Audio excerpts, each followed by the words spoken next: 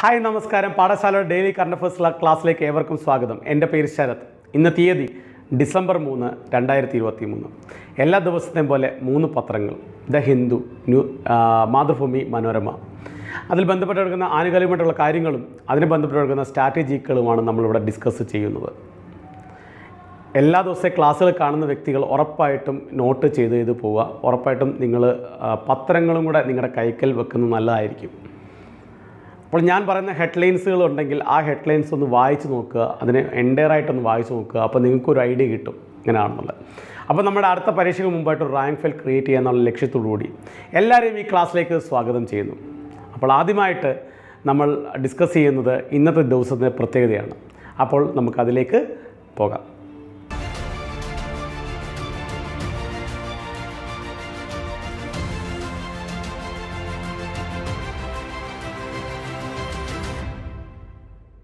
Okay, അപ്പോൾ നമുക്ക് ഇന്നത്തെ ഡേറ്റിൻ്റെ പ്രത്യേകത നോക്കാം. ഡിസംബർ 3 ലോക ഭിന്നശേഷി ദിനം. ലോക ഭിന്നശേഷി ദിനം, international day of persons with disabilities. Okay, നമ്മൾ ഓരോ ദിവസത്തെയും പ്രത്യേകതകൾ ഇനി മുതൽ കറണ്ട് അഫയേഴ്സിൽ ആഡ് ഓൺ ചെയ്ത് പോകുന്നുണ്ട്. ഉറപ്പായിട്ടും നിങ്ങൾ ബുക്കിനകത്ത് രേഖപ്പെടുത്തേണ്ടതാണ്. അപ്പോൾ ഡിസംബർ 3 ലോക ഭിന്നശേഷി ദിനം, international day of persons with disabilities. 1992 October മാസത്തിലെ UN ജനറൽ അസംബ്ലി ഈ ദിവസം ഡിസംബർ 3 ലോക ഭിന്നശേഷി ദിനമായിട്ട് ആചരിക്കണമെന്ന് പ്രഖ്യാപിച്ചു. അന്ന് മുതൽ ഡിസംബർ 3 ലോക ഭിന്നശേഷി ദിനമായിട്ട് ആചരിക്കുന്നുണ്ട് ലോകം മൊത്തം. ഓക്കെ, അപ്പോൾ അടുത്തൊരു ന്യൂസ് എന്ന് പറയുന്നത്, അടുത്തൊരു പ്രത്യേകത എന്ന് പറയുന്നത്, ഈ ഡേറ്റിൻ്റെ പ്രത്യേകത എന്ന് പറയുന്നത് ഭോപ്പാൽ ദുരന്തം നടന്ന ദിവസം കൂടിയാണ് ഡിസംബർ 3. 1984 ഡിസംബർ 3 ഭോപ്പാൽ ദുരന്തം. മധ്യപ്രദേശിലെ ഭോപ്പാലിലെ യൂണിയൻ കാർബൈഡ് എന്ന് പറയുന്ന കമ്പനിയിൽ നിന്നും വിഷച്ചോർച്ച ഉണ്ടാവുകയും ഒരുപാട് ആളുകൾ, 16,000 മുതൽ 20,000 ആളുകൾ മരിക്കുകയും കൂടെ ചെയ്ത ഒരു ദുരന്തമാണ് ഭോപ്പാൽ ദുരന്തം. ഈ സ്ഥലത്തെ, ഈ യൂണിയൻ കാർബൈഡ് എന്ന് പറയുന്ന കമ്പനി സ്ഥിതി ചെയ്യുന്ന സ്ഥലത്തെ ഗ്രീൻ പീസ് എന്ന് പറയുന്ന ഒരു ലോക സംഘടന ഗ്ലോബൽ ടോക്സിക് ഹോട്ട്സ്പോട്ടായിട്ട് പ്രഖ്യാപിക്കുകയും കൂടെ ചെയ്തിട്ടുണ്ട്. ഓക്കെ, അപ്പോൾ അത് നോട്ട് ചെയ്യാം. ഭോപ്പാൽ ദുരന്തം നടന്ന വർഷം 1984 ഡിസംബർ 3. അപ്പോൾ അത് പറഞ്ഞുകൊണ്ട് നമ്മുടെ ക്ലാസ്സിലേക്കും അതേപോലെ തന്നെ ആദ്യത്തെ ഹെഡ്ലൈനിലേക്കും അതിനെ ബന്ധപ്പെട്ട് കറണ്ട് അഫയേഴ്സും സ്ട്രാറ്റജിയിലേക്കും പോകാം. ഓക്കെ, അപ്പോൾ നമുക്ക് ആദ്യത്തെ ഹെഡ്ലൈനിലേക്ക് തന്നെ പോകാം. വളരെ ഇമ്പോർട്ടൻ്റ് ആയിട്ടുള്ള ന്യൂസാണ്. കൃത്യമായിട്ട് എഴുതിയിരിക്കണം. ഇതിൽ നിന്ന് ഒരു ചോദ്യം ഉറപ്പാണ്. ഡാം സേഫ്റ്റി ബിൽ, ഡാം സുരക്ഷാ ബിൽ. ഓക്കെ, നമ്മളിപ്പോൾ കുറച്ച് ദിവസമായിട്ട് ഡാമുകളെ പറ്റി പഠിക്കുന്നുണ്ട്. മുല്ലപ്പെരിയാർ ഡാമും അതിനെ ബന്ധപ്പെട്ട് കിടക്കുന്ന കുറേ ന്യൂസുകളൊക്കെ ഇപ്പോൾ ന്യൂസ് പേപ്പറിനകത്ത് ചർച്ചാ വിഷയമായിട്ടുള്ള കാര്യങ്ങൾ എല്ലാ ദിവസവും വരുന്നുണ്ട്. അതുപോലെ തന്നെ അടുത്ത ദിവസങ്ങളെല്ലാം ഇനി വരും. അതുകൊണ്ട് ഈ ഒരു ന്യൂസ് വളരെ വളരെ ഇമ്പോർട്ടൻ്റ് ആണ് നമ്മുടെ PSC അല്ലെങ്കിൽ UPSC അല്ലെങ്കിൽ SSC എഴുതുന്ന വ്യക്തികൾക്ക്. ഓക്കെ, അത് നമുക്ക് നോക്കാം. ഡാം സുരക്ഷാ ബിൽ പാസ്സാക്കി. എവിടെ പാസ്സാക്കി? രാജ്യസഭയിൽ അത് പാസ്സാക്കി 2021 ഡിസംബർ 3. 2021 ഡിസംബർ 3 ഡാം സുരക്ഷാ ബില്ല് പാസ്സാക്കി. ഈ ബില്ല് ലോക്സഭയിൽ പാസ്സാക്കിയതാണ് 2019 ഓഗസ്റ്റ് 2. 2019 ഓഗസ്റ്റ് 2 ലോക്സഭയിൽ പാസ്സാക്കിയ ബില്ല് ഡിസംബർ 3 2021 രാജ്യസഭയിൽ പാസ്സാക്കി. അപ്പോൾ ഈ ബില്ല് അവതരിപ്പിച്ച വ്യക്തി ആരാന്ന് ചോദിച്ചാൽ പറയണം, ഗജേന്ദ്ര സിംഗ് ഷെഖാവത്ത്. ഡെസിഗ്നേഷൻ കേന്ദ്ര ജലശക്തി മന്ത്രിയാണ് ഗജേന്ദ്ര സിംഗ് ഷെഖാവത്ത്. അപ്പോൾ ഈ ബില്ലിന്റെ കീഴിൽ ഒരു അതോറിറ്റിയും ഒരു കമ്മിറ്റിയും നിയോഗിച്ചിട്ടുണ്ട്. നാഷണൽ വൈഡ് ആയിട്ടുണ്ട്, സ്റ്റേറ്റ് വൈഡ് ആയിട്ടുണ്ട്. Okay, national dam safety authority. Okay, national dam safety അതോറിറ്റിയെ ഇവിടെ നിയോഗിച്ചിട്ടുണ്ട് ഈ ബില്ല് പ്രകാരം. ആ അതോറിറ്റിയുടെ റെസ്പോൺസിബിലിറ്റിയാണ് ഡാമിൻ്റെ പരിപാലനം, ഡാമിൻ്റെ നിരീക്ഷണം, ഡാമിൻ്റെ പരിശോധന, ഡാമിൻ്റെ നിയന്ത്രണം ഈ അതോറിറ്റിയുടെ കീഴിലാണ്. കേരളത്തിൽ എത്ര ഡാമുകൾ ഈ അതോറിറ്റിയുടെ കീഴിൽ വന്നിട്ടുണ്ടെന്ന് ചോദിച്ചാൽ പറയണം, 50 ഡാമുകളാണ് ഈ അതോറിറ്റിയുടെ കീഴിൽ വന്നിട്ടുള്ളത്. അതേപോലെ തന്നെ ഇന്ത്യയിൽ മൊത്തത്തിൽ പറയുകയാണെങ്കിൽ 5000 ഡാമുകൾ ഈ ഡാം അതോറിറ്റിയുടെ കീഴിൽ വന്നിട്ടുണ്ട്. ഉറപ്പായിട്ടും മുല്ലപ്പെരിയാർ ഡാമിനെ പറ്റിയാണ് നമ്മുടെ സംസ്ഥാനത്ത് ഏറ്റവും കൂടുതൽ ചർച്ചാ വിഷയമായിട്ടോ അത് രാജ്യത്തെ ചർച്ചാ വിഷയമായിട്ട് നിൽക്കുന്ന ഒരു ഡാമാണ് മുല്ലപ്പെരിയാർ ഡാം അല്ലേ. ഈ മുല്ലപ്പെരിയാർ ഡാം ഈ ഡാം സേഫ്റ്റി അതോറിറ്റി പെട്ടിട്ടുണ്ടോ എന്ന് ചോദിച്ചു കഴിഞ്ഞാൽ ഇല്ല. ഓക്കെ, അത് സുപ്രീം കോടതിയുടെ മേൽനോട്ടത്തിൽ നിൽക്കുന്ന ഒരു കാര്യമാണ്. സുപ്രീം കോടതിയുടെ മേൽനോട്ടത്തിലുള്ള സമിതിയുടെ കീഴിലാണ് മുല്ലപ്പെരിയാർ ഡാമിനെ പറ്റിയുള്ള കാര്യം നിൽക്കുന്നത്. ഓക്കെ, അപ്പോൾ ഇത്തരം കാര്യങ്ങൾ നോട്ട് ചെയ്തല്ലോ. അപ്പോൾ അടുത്ത ഇതിലേക്ക് പോകാം, അടുത്ത സ്ട്രാറ്റജിക്കിലേക്ക് പോകാം. നോക്കുക, ശ്രദ്ധിക്കുക. ഡാമുകളുടെ സേഫ്റ്റി ആണല്ലോ പ്രശ്നം എന്ന് പറയുന്നത്. അപ്പോൾ നമുക്ക് നോക്കാം, ഡാമുകൾ ഏറ്റവും കൂടുതലുള്ള രാജ്യം ചൈനയാണെങ്കിൽ ലോകത്തെ ഡാമുകൾ ഏറ്റവും കൂടുതലുള്ള രാജ്യം ചൈനയാണെങ്കിൽ ഇന്ത്യയുടെ സ്ഥാനം മൂന്നാമതാണ്. ഓക്കെ, ഇന്ത്യയിൽ 100 വർഷം അതിനേക്കാളും മുകളിൽ പഴക്കമുള്ള ഡാമുകളുടെ എണ്ണം എന്ന് പറയുകയാണെങ്കിൽ 293. ഇന്ത്യയിലെ മൊത്ത ഡാമുകൾ 293 ഡാമുകൾ 100 വർഷത്തിനേറെ പഴക്കമുള്ളതാണ്. അപ്പോൾ ഡാം സേഫ്റ്റി ബില്ല് അനിവാര്യമായിട്ടുള്ള ഒരു അവസ്ഥയാണ് ഇപ്പോൾ. ഇന്ത്യയിലെ ഡാമുകൾ തകർന്നത്, എത്ര ഡാമുകൾ തകർന്നിട്ടുണ്ട്? നിലവിൽ 40 ഡാമുകൾ തകർന്നിട്ടുണ്ട്. അതിലെ ഏറ്റവും വലിയ ദുരന്തം ഗുജറാത്തിലായിരുന്നു 1979. മാച്ചു എന്ന് പറയുന്ന ഡാമായിരുന്നു. മാച്ചു അല്ലെങ്കിൽ അതിന് പേരിട്ടുണ്ട് മോർബി എന്ന് പറയുന്ന ഡാമാണ് തകർന്നത്. ഒരുപാട് ആൾക്കാർക്ക് ജീവഹാനി ഉണ്ടായ ഒരു ദുരന്തമാണ് 1979. ഇതിനേക്കാളും വലിയ ദുരന്തം ലോകത്ത് മൊത്തം ഉണ്ടായിട്ടുണ്ടെങ്കിൽ പോലും പക്ഷെ ഗിന്നസ് ബുക്കിൽ ഈ ഡാമിൻ്റെ പേരാണ് നിൽക്കുന്നത്. മോശപ്പെട്ട ഡാം ദുരന്തം, ഏറ്റവും മോശപ്പെട്ട ഡാം ദുരന്തത്തിനുള്ള ഗിന്നസ് റെക്കോർഡ് ഈ മാച്ചു എന്ന് പറയുന്ന ഡാമിനാണുള്ളത്. 1979 ഗുജറാത്തിലാണ് സ്ഥിതി ചെയ്യുന്ന ഡാമാണ് തകർന്നത്. ഓക്കെ, അപ്പോൾ ഏറ്റവും ഇന്ത്യയിൽ ഏറ്റവും ഡാമുകളുടെ എണ്ണത്തിൽ ഏറ്റവും മുൻപന്തിയിൽ നിൽക്കുന്ന സംസ്ഥാനമാണ് മഹാരാഷ്ട്ര. ഓക്കെ, അപ്പോൾ മഹാരാഷ്ട്ര എന്ന് പറയുന്ന സംസ്ഥാനത്ത് ഏറ്റവും കൂടുതൽ ഡാമുകൾ സ്ഥിതി ചെയ്യുന്നതെന്നാണ് പറയുന്നത്. ഓക്കെ, ഇന്ത്യയിൽ മൊത്തത്തിൽ പറയുകയാണെങ്കിൽ കേരളത്തിലെ സ്ട്രാറ്റജിക്കിലേക്ക് വരികയാണെങ്കിൽ സ്വകാര്യ മേഖലയിലെ ആദ്യത്തെ ജലവൈദ്യുത പദ്ധതിയാണ് മണിയാർ. ഓക്കെ, സ്വകാര്യ മേഖലയിലെ ആദ്യത്തെ ജലവൈദ്യുതി പദ്ധതിയാണ് മണിയാർ പമ്പ. ഓക്കെ, അതേപോലെ തന്നെ സ്വകാര്യ മേഖലയിലെ ഏറ്റവും വലിയ ജലവൈദ്യുതി പദ്ധതിയാണ് കൂത്തുങ്കൽ ഇടുക്കി. ഓക്കെ, അപ്പോൾ സ്വകാര്യ മേഖലയിലെ ഏറ്റവും വലിയ ജലവൈദ്യുത പദ്ധതിയാണ് കൂത്തുങ്കൽ ഇടുക്കി. ഓക്കെ, അതേപോലെ തന്നെ ചൈന സഹായം ചെയ്ത ഒരു പദ്ധതിയാണ് ജലവൈദ്യുത പദ്ധതിയാണ് ഉറുമി ജലവൈദ്യുതി പദ്ധതി. കോഴിക്കോട് സ്ഥിതി ചെയ്യുന്നു. ഓക്കെ, കോഴിക്കോട് സ്ഥിതി ചെയ്യുന്ന ഉറുമി ജലവൈദ്യുത പദ്ധതിക്ക് സഹായം തന്നത് ആരാണ്? ചൈനയാണ്. ഓക്കെ, അപ്പോൾ അങ്ങനെ പറയുകയാണെങ്കിൽ നമുക്ക് കുറച്ച് മുല്ലപ്പെരിയാർ ഡാമിനെ പറ്റിയാണ് ന്യൂസിൽ ഒരുപാട് തവണ വന്നിട്ടുള്ളത് അല്ലേ. അപ്പോൾ മുല്ലപ്പെരിയാറിനെ പറ്റിയുള്ള സ്ട്രാറ്റജിക്കിലേക്ക് പോകാം. മുല്ലപ്പെരിയാർ ഡാം പണി ആരംഭിച്ചത് 1887. മുല്ലപ്പെരിയാർ ഡാമിന്റെ പണി ആരംഭിച്ചത് 1887. മുല്ലപ്പെരിയാർ ഡാമിന്റെ ശില്പി എന്ന് പറയുന്നത് ജോൺ പെനിക്വിക്ക് ആണ്. മുല്ലപ്പെരിയാർ ഡാമിന്റെ ശില്പി എന്ന് പറയുന്നത് ജോൺ പെനിക്വിക്ക് ആണ്. പാട്ടക്കാരർ എഴുതിയ സമയത്ത് തിരുവിതാംകൂർ രാജാവായിരുന്നു വിശാഖം തിരുനാൾ. പാട്ടക്കാരർ എഴുതിയ സമയത്തെ തിരുവിതാംകൂർ രാജാവിന്റെ പേരെന്താന്ന് ചോദിച്ചാൽ പറയണം വിശാഖം തിരുനാൾ. പക്ഷേ പാട്ടക്കാരർ ഒപ്പുവെച്ച സമയത്തും ഉദ്ഘാടനം ചെയ്ത സമയത്തും വിശാഖം തിരുനാൾ അല്ല, ശ്രീമൂലം തിരുനാളായിരുന്നു തിരുവിതാംകൂർ രാജാവ്. പാട്ടക്കാരർ ഒപ്പുവെച്ച സമയവും അതുപോലെ ഉദ്ഘാടനം ചെയ്ത സമയത്തെ തിരുവിതാംകൂർ രാജാവാണ് ശ്രീമൂലം തിരുനാൾ. പിന്നെ അതേപോലെ തന്നെ പാട്ടക്കാരർ പുതുക്കി. ഈ പാട്ടക്കാരർ പുതുക്കിയത് 1970 ശ്രീ അച്യുതൻ മേനോൻ മുഖ്യമന്ത്രിയായിരിക്കുന്ന സമയത്താണ് ഈ പാട്ടക്കരാർ പുതുക്കിയത്. ഓക്കെ, സുപ്രീം കോടതി നിയോഗിച്ച കമ്മീഷൻ ഡാം സേഫ്റ്റിയെ പറ്റി, മുല്ലപ്പെരിയാർ ഡാം സേഫ്റ്റിയെ പറ്റി പഠിക്കാനും അതിൻ്റെ ഒരു റിപ്പോർട്ട് കൊടുക്കാൻ വേണ്ടി നിയോഗിച്ച കമ്മീഷനാണ് ഏത്? AS Anand committee. ഓക്കെ, അപ്പോൾ ഇത്രയും കാര്യങ്ങളാണ് ഡാമിനെ പറ്റി നമുക്ക് ഇവിടെ പറയാനുള്ളത്. അപ്പോൾ ഡാമിൻ്റെ ഒരു കറണ്ട് അഫെയർ ആണ് ഡാം സേഫ്റ്റി ബിൽ. ഓക്കെ, പാസ്സാക്കി എവിടെ? രാജ്യസഭയിൽ December 3, 2021. അതാണ് കറണ്ട് അഫെയർ. അതിനെ ബന്ധപ്പെട്ട സ്ട്രാറ്റജികളാണ് നമ്മളിതെല്ലാം പറഞ്ഞത്. ഇതെല്ലാം നോട്ട് ചെയ്യുക. ഇനിയും ഒരുപാട് കാര്യങ്ങൾ ഡാമിനെ പറ്റി പറയാനുണ്ട്. അത് നിങ്ങൾ കണ്ടുപിടിക്കുക. അതുപോലെ തന്നെ നമ്മൾ എന്ത് ചെയ്യാം, ഇതുപോലൊരു ക്ലാസ്സുകൾ, ഡാമിനെ പറ്റിയുള്ള ക്ലാസ്സുകൾ ഉറപ്പായിട്ട് നമ്മുടെ ചാനലിൽ നിങ്ങൾക്ക് തരുന്നതായിരിക്കും. ഓക്കെ, അപ്പോൾ നമുക്ക് അടുത്ത ഹെഡ്ലൈനിലേക്ക് പോകാം. നമുക്ക് അടുത്ത ഹെഡ്ലൈനിലേക്ക് പോകാം. ശ്രദ്ധിക്കുക. ദ ഹിന്ദു ന്യൂസ് പേപ്പറിലെ page number 1, doctor South African national India's first cases of omicron. അപ്പോൾ ഇതുവരെയും നമ്മുടെ രാജ്യത്ത് ഒമിക്രോൺ സ്ഥിരീകരിച്ചിട്ടില്ലായിരുന്നു. പക്ഷേ ഇന്നലെ മുതൽ പറയാം, കർണാടകയിലാണ് ആദ്യത്തെ സ്ഥിരീകരണം. ഓക്കെ, ഒമിക്രോൺ സ്ഥിരീകരിച്ച ആദ്യത്തെ സംസ്ഥാനമാണ്, ഇന്ത്യയിലെ ആദ്യത്തെ സംസ്ഥാനമാണ് Karnataka.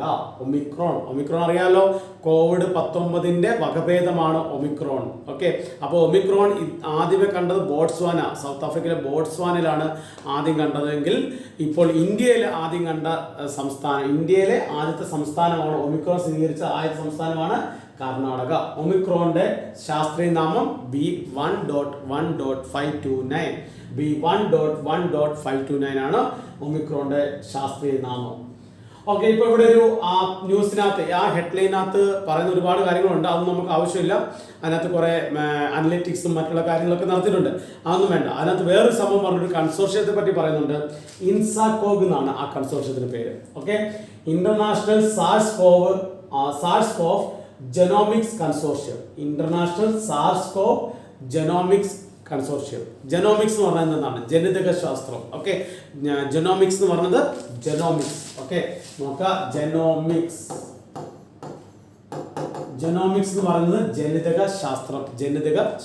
Genomics. Okay, genomics consortium. Okay, അത് സ്ഥാപിതമായത് 2020 ഡിസംബർ 25-നാണ്. അപ്പോൾ ഈ കൺസോർഷ്യത്തിന്റെ മെയിൻ ഉത്തരവാദിത്വം എന്ന് പറയുന്നത്, കോവിഡ് കാരണം ഒരുപാട് വകഭേദങ്ങൾ ശരീരത്തുണ്ടാവുന്നുണ്ട്.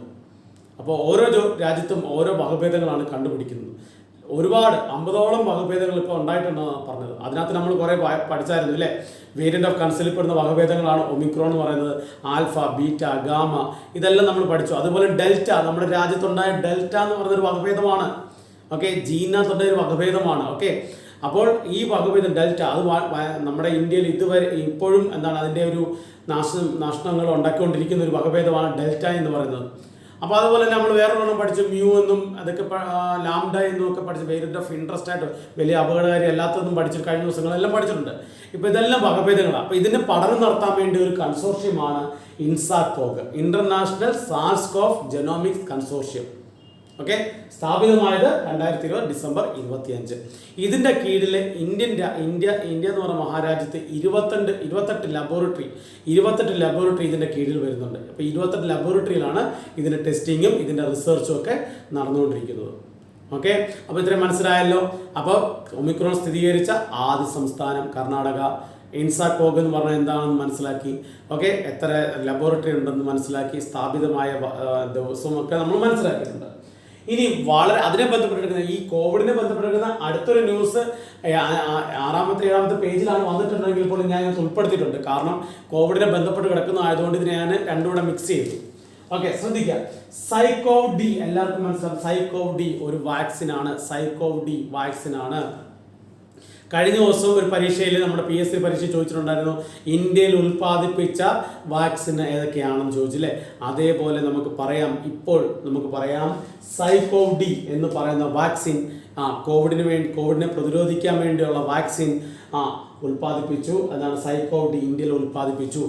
ഓക്കെ, നോക്കുകയും 12 തൊട്ട് 17 വയസ്സ് വരെ ഉള്ള കുട്ടികൾക്കാണ് ഇത് ആദ്യം നൽകി തുടങ്ങുന്നത്. സൈക്കോവ്-D കൊടുക്കുന്നത് എന്താണ്? 12 വയസ്സ് മുതൽ 17 വയസ്സ് വരെയുള്ള കുട്ടികൾക്കാണ്. ലോകത്തിലെ ആദ്യത്തെ DNA വാക്സിൻ എന്ന് പറയും. അപ്പോൾ ഇതിനകത്ത് ഒരുപാട് ബയോളജിക്കൽ ആയിട്ടുള്ള കുറേ കാര്യങ്ങളൊക്കെ ഉണ്ട്. അതിലോട്ടൊന്നും കിടക്കുന്നില്ല. എന്നാലും പറയുകയാണ്, എഴുതിയിടുക. ലോകത്തിലെ ആദ്യ DNA വാക്സിൻ എന്തെന്ന് ചോദിച്ചു കഴിഞ്ഞാൽ പറയണം സൈക്കോവ്-D. ഇത് ഉൽപ്പാദിപ്പിച്ച എവിടാന്ന് ചോദിച്ചു കഴിഞ്ഞാൽ പറയണം. ഇത് വികസിപ്പിച്ചത് എവിടാന്ന് ചോദിച്ചാൽ പറയണം ഇന്ത്യയിലാണ്. ഓക്കെ, ഇന്ത്യയിലാണ് ഇത് വികസിപ്പിച്ചത്. അപ്പോൾ ഇത് വികസിപ്പിച്ച കമ്പനിയുടെ പേരാണ് സൈഡസ് കാഡില. സൈഡസ് കാഡില എന്ന് പറയുന്ന കമ്പനിയാണ് ഇത് വികസിപ്പിച്ചത്. ഓക്കെ, അപ്പം ഇത് സൈക്കോഡി എന്ന് പറയുന്ന വാക്സിൻ വികസിപ്പിച്ച കമ്പനിയുടെ പേരാണ് സൈഡസ് കാഡില. സൈഡസ് കാഡില. ഓക്കെ, ഇതൊരു സൂചിരഹിത വാക്സിൻ ആണ്. അപ്പം ഇതൊരു സൂചിരഹിത വാക്സിൻ ആണ്. ഓക്കെ, 28 ദിവസത്തെ ഇടവേളയാണ്. ഓക്കെ, 3 ഡോസുകളുണ്ട്. 28 ദിവസം ഇടവേളയിൽ എന്തെങ്കിലും ഇത് എടുത്തിരിക്കണം. ഈ 3 ഡോസുകൾ എടുത്തിരിക്കണം. ആദ്യഘട്ടമായിട്ട് നടത്തുന്നത് 7 സംസ്ഥാനങ്ങളിലാണ്. ആദ്യഘട്ടമായിട്ട് നടത്തുന്നത് 7 സംസ്ഥാനങ്ങളിലാണ്. ഓക്കെ, അപ്പോൾ ഇത് കൊടുക്കുന്ന കുട്ടികൾ, ആദ്യം പ്രയോറിറ്റി കൊടുക്കുന്ന കുട്ടികൾ ഏതൊക്കെയെന്ന് വെച്ചാൽ ഹൃദ്രോഗവും പ്രതിരോധശേഷി കുറഞ്ഞവരും അമിതഭാരമുള്ള കുട്ടികൾക്കാണ് ഇത് നൽകുന്നത്. 12 വയസ്സ് മുതൽ 17 വയസ്സ് വരെ. അതേപോലെ ഇവിടെ ഒരു പദ്ധതി പേരാണ് ഇവിടെ പറഞ്ഞിരിക്കുന്നത് ഹർ ഘർ ദസ്തക് എന്ന് പറയുന്ന പദ്ധതി. എന്താണ് ഈ പദ്ധതി എന്ന് ചോദിച്ചു കഴിഞ്ഞാൽ എല്ലാ വീടുകളിലേക്കും വാക്സിൻ എത്തിക്കുക എന്നുള്ള കേന്ദ്ര സർക്കാരിന്റെ പദ്ധതിയുടെ പേരാണ്, ഒരു ക്യാമ്പയിൻ്റെ പേരാണ് ഹർ ഘർ ദസ്തക് എന്ന് പറയുന്ന ക്യാമ്പയിൻ. അപ്പം ഇത്രയും കാര്യങ്ങൾ പഠിച്ചിരിക്കുക. അപ്പോൾ സൈക്കോഡി 12 വയസ്സ് മുതൽ 17 വയസ്സ് വരെയുള്ള കുട്ടികൾക്ക് നൽകുന്നു. ലോകത്തിലെ ആദ്യത്തെ DNA വാക്സിൻ വികസിപ്പിച്ചത് കമ്പനിയുടെ പേര് സൈഡസ് കാഡില. സൂചിരഹിത വാക്സിൻ എന്ന് പറയും. 28 ദിവസത്തെ ഇടവേള വെച്ചുകൊണ്ട് 3 ഡോസുകളാണ് നൽകാൻ പോകുന്നത്. ആദ്യഘട്ടമായിട്ട് 7 സംസ്ഥാനങ്ങളാണ് ഉൾപ്പെടുത്തിയിട്ടുള്ളത്. പിന്നെ ഇത് കൊടുക്കുന്ന പ്രയോറിറ്റി എന്ന് പറഞ്ഞ 7 സംസ്ഥാനങ്ങളിലെ ഹൃദ്രോഗവും പ്രതിരോധശേഷി കുറഞ്ഞവരും അതുപോലെ തന്നെ അമിതഭാരമുള്ള കുട്ടികൾക്കാണ് ഇത് നൽകുന്നത്. ഹർ ഘർ ദസ്തക് എന്ന് പറയുന്ന ഒരു സ്കീം, ഹർ ഘർ ദസ്തക് എന്ന് പറഞ്ഞ സ്കീമല്ല, ക്യാമ്പയിൻ, ഹർ ഘർ ദസ്തക് എന്ന് പറയുന്ന ക്യാമ്പയിൻ കേന്ദ്ര സർക്കാരിൻ്റെയാണ്. അതിൻ്റെ ലക്ഷ്യം എന്തെന്ന് വെച്ചാൽ എല്ലാ വീടുകളിലേക്കും എന്ത് ചെയ്യുക, വാക്സിൻ എത്തിക്കുക എന്നുള്ള ക്യാമ്പയിൻ്റെ ലക്ഷ്യം. ഓക്കെ, അതിൻ്റെ പേരാണ് ഹർ ഘർ ദസ്തക്. ഇൻസാക്കോഗ് പഠിച്ചു വെച്ചേക്കുക, അത് സ്ഥാപിതമായ ഇത് പഠിച്ചു വെച്ചേക്കുക. ഒമിക്രോൺ സ്ഥിതി ചെയ്ത ആദ്യത്തെ സംസ്ഥാനവും പഠിച്ചു വെച്ചിരിക്കുക. ഓക്കെ, അപ്പം ഇത് നന്നായിട്ട് മനസ്സിലായെന്ന് വിചാരിക്കുന്നു. അടുത്ത ഹെഡ്ലൈനിലേക്ക് നമുക്ക് പോകാം. ഓക്കെ, അപ്പോൾ നമുക്ക് രണ്ടാമത്തെ പേജിലേക്ക് ഹെഡ്ലൈനിലേക്ക് പോകാം. 74 കിഡ്സ് റീഹാബിലിറ്റേഡ് അണ്ടർ ശരണ ബാല്യം, maximum number of children rescued in Pathanamthitta. Okay, അപ്പോൾ ഒരു ന്യൂസ് പേപ്പറിൻ്റെ രണ്ടാമത്തെ ഭാഗം എന്നൊക്കെ പറയുന്നത് പ്രാദേശികമാണ്, വളരെ ഇമ്പോർട്ടൻ്റ് ഉള്ള ഇല്ലാത്തൊരു ഭാഗമാണ്. എങ്കിൽ പോലും നമുക്കൊരു നല്ലൊരു പദ്ധതിയെ പറ്റിയാണ് ഇവിടെ പറഞ്ഞിരിക്കുന്നത്. അപ്പോൾ അത് നിങ്ങൾ നോട്ട് ചെയ്യുക. അതിൻ്റെ ഒരുപാട് കാര്യങ്ങൾ അതൊക്കെ പറയുന്നുണ്ട്. അതൊന്നും എന്ത് ചെയ്യേണ്ട, അതൊന്നും നമുക്ക് ആവശ്യമില്ല. നമ്മുടെ എക്സാം പോയിൻ്റ് ഓഫ് വ്യൂവിൽ എക്സാം പോയിൻ്റ് ഓഫ് വ്യൂവിൽ നമുക്ക് അതിൻ്റെ ആ പദ്ധതിയുടെ പേരും അതിനെ ബന്ധപ്പെട്ട് കിടക്കുന്ന കാര്യങ്ങൾ മാത്രം ചെയ്താൽ മതി. ഓക്കെ, അപ്പം എന്താണ് ആ പദ്ധതി? പദ്ധതിയുടെ പേരാണ് ശരണബാല്യം പദ്ധതിയാണ് ആ പദ്ധതിയുടെ പേര്. അതിന് നേതൃത്വം കൊടുക്കുന്ന വകുപ്പ് ഏതാണെന്ന് ചോദിച്ചു കഴിഞ്ഞാൽ പറയണം, സംസ്ഥാന വനിതാ ശിശുവികസന വകുപ്പ്. ഓക്കെ, സംസ്ഥാന വനിതാ ശിശുവികസന വകുപ്പാണ്. അതിൻ്റെ ഒരു സ്ട്രാറ്റജിക്ക് ഒന്ന് നിങ്ങൾ നോട്ട് ചെയ്യണം കേട്ടോ, ഒന്ന് സൈഡിലൊന്ന് നോട്ട് ചെയ്യുക. ഓക്കെ, നമ്മുടെ ടൈം ഒരുപാട് സ്പെൻഡ് ചെയ്യേണ്ടെന്ന് വിചാരിച്ചിട്ടുണ്ട് നമ്മളിതൊന്നും ഉൾപ്പെടുത്താതെ. ഓക്കെ, സംസ്ഥാന ശിശുവികസന വകുപ്പ്. ഓക്കെ, അതാണ് നേതൃത്വം കൊടുക്കുന്ന പദ്ധതിയുടെ പേരാണ് ശരണബാല്യ പദ്ധതി. ഈ പദ്ധതി കേരള സർക്കാരും കേന്ദ്ര സർക്കാരും ഒന്നിച്ചാണ് ഇത് കൊണ്ടുവന്നത്. ഓക്കെ, ഇത് ചെയ്തിട്ടാണ് കൊണ്ടുവന്നത്. അപ്പോൾ ഈ പദ്ധതിയുടെ മെയിൻ ലക്ഷ്യം എന്ന് പറയുന്നത് കുട്ടികളെ തട്ടിക്കൊണ്ടുപോകൽ, ബാലഭിക്ഷാടനം, അതുപോലെ ബാലപീഡനം എന്ന് തടയാൻ വേണ്ടിയാണ് ഈ പദ്ധതിയുടെ ഒരു എയിം എന്ന് പറയുന്നത്, ലക്ഷ്യം എന്ന് പറയുന്നത്. ഇത് ആദ്യം നടത്തിയത് 4 ജില്ലകളിലാണ്: കൊല്ലം, കോട്ടയം, പത്തനംതിട്ട, ആലപ്പുഴ. ഇത് നടപ്പിലാക്കിയ ആദ്യത്തെ 4 ജില്ലകളാണ് കൊല്ലം, കോട്ടയം, പത്തനംതിട്ട, ആലപ്പുഴ. ഇതിപ്പം ഓരോ ജില്ലകളിലേക്ക് ഇതെന്ത് ചെയ്യുന്നുണ്ട്, വ്യാപിച്ചു വരുന്നുണ്ട്. ഓക്കെ, ഈ പദ്ധതിയിലേക്ക് അപ്പം ഇതിനകത്ത് എന്തെങ്കിലും കാര്യങ്ങൾ നടക്കുകയാണെങ്കിൽ, തട്ടിക്കൊണ്ട് പോകലോ അല്ലെങ്കിൽ ബാലഭിക്ഷാടനോ അല്ലെങ്കിൽ ബാലപീഡനമോ എല്ലാം നടക്കുകയാണെങ്കിൽ നമുക്ക് ഈ ഒരു വകുപ്പിനെ അറിയിക്കാൻ വേണ്ടി, സംസ്ഥാന വനിതാ ശിശു വികസന വകുപ്പിനെ അറിയിക്കാൻ വേണ്ടിയുള്ള ഒരു ടോൾ ഫ്രീ നമ്പറാണ് ഇവിടെ നൽകിയിരിക്കുന്ന 1517. വേണമെങ്കിൽ ചോദ്യം ചോദിക്കാം. 1517 ടോൾ ഫ്രീ നമ്പർ എന്തിനെ സൂചിപ്പിക്കുക, ഏത് പദ്ധതിയെ സൂചിപ്പിക്കുന്നു? ഓക്കെ, അപ്പോൾ പറയാം, ഒന്നെന്താണ്, ശരണബാല്യം പദ്ധതിയിലാണ്. ഓക്കെ, അപ്പോൾ ഈ കാര്യങ്ങൾ തട്ടിക്കൊണ്ടുപോകൽ, ബാലഭിക്ഷാടനം, ബാലപീഡനം, ഇതൊക്കെ എന്താണ്, ഈ ടോൾ ഫ്രീയിൽ എന്തെങ്കിലും അങ്ങനെ കാണുകയാണെങ്കിൽ ഉറപ്പായിട്ടും ഈ ടോൾ ഫ്രീ നമ്പറിൽ അറിയിക്കുക. അതുപോലെ പരീക്ഷയ്ക്ക് വേണമെങ്കിൽ എന്ത് ചെയ്യാം, നമുക്ക് ഇത് ചോദിക്കാം. അതേപോലെ തന്നെ ഇന്നത്തെ ചോദ്യത്തിനകത്ത് വേറൊരു കാര്യം പറഞ്ഞിട്ടുണ്ട്. ഏറ്റവും കൂടുതൽ അപ്പോൾ നമ്മുടെ കേരളത്തിലെ ഈ പദ്ധതി പ്രകാരം ഏറ്റവും കൂടുതൽ രക്ഷിച്ച ജില്ല എന്ന് പറഞ്ഞാൽ, കുട്ടികളെ ഏറ്റവും കൂടുതൽ രക്ഷിച്ച ജില്ല എന്ന് പറയുന്നത് പത്തനംതിട്ടയാണ്. 74 കുട്ടികളെ എന്ത് ചെയ്തിട്ടുണ്ട്, റീഹാബിലിറ്റേറ്റ് ചെയ്തിട്ടുണ്ടെന്നാണ് പറയുന്നത്. അപ്പോൾ അത് നിങ്ങൾ നോട്ട് ചെയ്യുക. ഓക്കെ, അപ്പോൾ ഇത്രയും കാര്യങ്ങൾ നിങ്ങൾ നോട്ട് ചെയ്യുക. സംസ്ഥാന വനിതാ ശിശുവികസന വകുപ്പിനെ പറ്റിയുള്ള സ്ട്രാറ്റജിക്ക് നിങ്ങൾ നിങ്ങളുടെ ബുക്കിനകത്ത് നിങ്ങൾ കണ്ടുപിടിച്ച് എന്താണ് ആ വകുപ്പിനെ പറ്റിയുള്ള കാര്യങ്ങൾ എഴുതുക. ഓക്കെ, അപ്പോൾ നമുക്ക് അടുത്ത ഹെഡ്ലൈനിലേക്ക് പോകാം. ഓക്കെ, അപ്പോൾ പേജ് നമ്പർ 2 ഒരു മെയിൻ ഇമ്പോർട്ടൻ്റ് ആയിട്ടൊരു ന്യൂസ് ഉണ്ട്. ജസ്റ്റ് നമുക്ക് ആ ന്യൂസും കൊണ്ട് വലിയ ഇമ്പോർട്ടൻസ് ഇല്ലെങ്കിലും അതിനകത്ത് ഉൾപ്പെട്ടിട്ടുള്ള കണ്ടന്റ് നമുക്ക് ഇമ്പോർട്ടൻ്റ് ആണ്. ഓക്കെ, ശ്രദ്ധിക്കാം. Autokast to supply cast iron bricks to Vikrant. Autokast to supply cast iron bricks to Vikrant എന്ന് പറയുന്നുണ്ട്. വിക്രാന്ത് എന്ന് കേട്ടപ്പോഴേ നിങ്ങൾക്ക് കുറച്ചുകൂടെ മനസ്സിലാക്കിയെന്ന് വിചാരിക്കുന്നു. INS വിക്രാന്ത് കൂടെ പറയുമ്പോൾ കുറച്ചുകൂടെ മനസ്സിലാക്കി ഞാൻ നല്ലപോലെ മനസ്സിലാക്കിയെന്ന് ഞാൻ വിചാരിക്കുന്നുണ്ട്. അപ്പോൾ INS വിക്രാന്തിൻ്റെ എന്താണ് സ്ട്രാറ്റജിക്കിലേക്ക് പോകുക. എന്താണ് INS Vikrant? First indigenous India's first indigenous aircraft കാരിയറാണ്. ഇന്ത്യാസ് ഫസ്റ്റ് ഇൻഡിജീനിയസ് എയർക്രാഫ്റ്റ് കാരിയറാണ് INS വിക്രാന്ത്.